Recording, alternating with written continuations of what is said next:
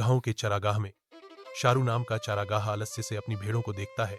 उसका आलस्य एक दिन शरारत में बदल जाता है। कभी कभी वह भेड़ों का दूध पी लेता है। उसके चेहरे पर हमेशा ही एक शरारती मुस्कान फैली रहती है। धूप में शारू गहरी नींद में सो जाता है।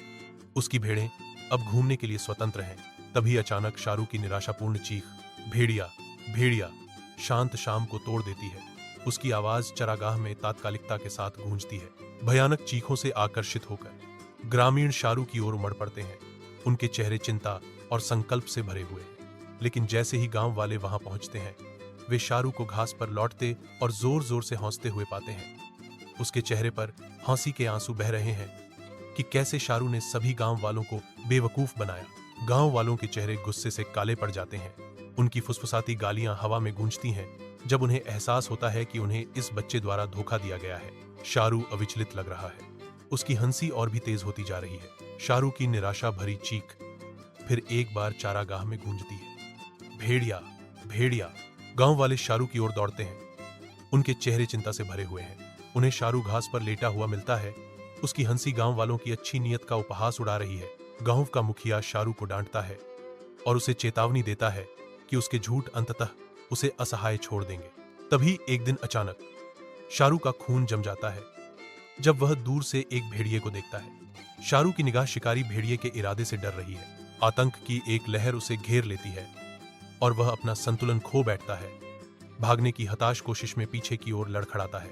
बचाओ भेड़िया, कोई मेरी मदद करो। शारू की मदद के लिए चीखें चरागाह में गूंजती हैं, लेकिन कोई नहीं आता। एक भेड़िया खुले चरागाह में रक्षाहीन भेड़ों पर हमला करता है। शारू डर के मारे भाग जाता है। उसकी जान खतरे में है। शारू गांव में फूट फूट कर रोता हुआ घुसता है और गांव वालों को असली भेड़िए का विश्वास दिलाने के लिए बेताब है। यह सच है, भेड़िया, वह सच में आया है। शारू रोता है। उसकी आवाज कांप रही है।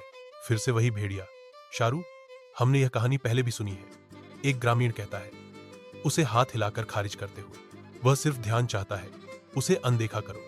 एक अन्य ग्रामीण ताना मारता है।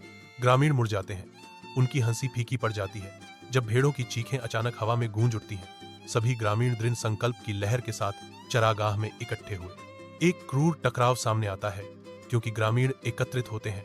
उनका क्रोध भेड़िए की मौत के चरम पर पहुंच जाता है। परिणाम विनाश का एक दृश्य प्रकट करता है। गिरे हुए भेड़ों के शरीरों में जीत की कीमत अंकित है। शारू को डांटते हुए ग्रामीण इकट्ठा होते हैं। उनके चेहरे गुस्से से तने हुए हैं। शारू का चेहरा टूट जाता है। उसके कर्मों का बोझ उस पर आ पड़ता है।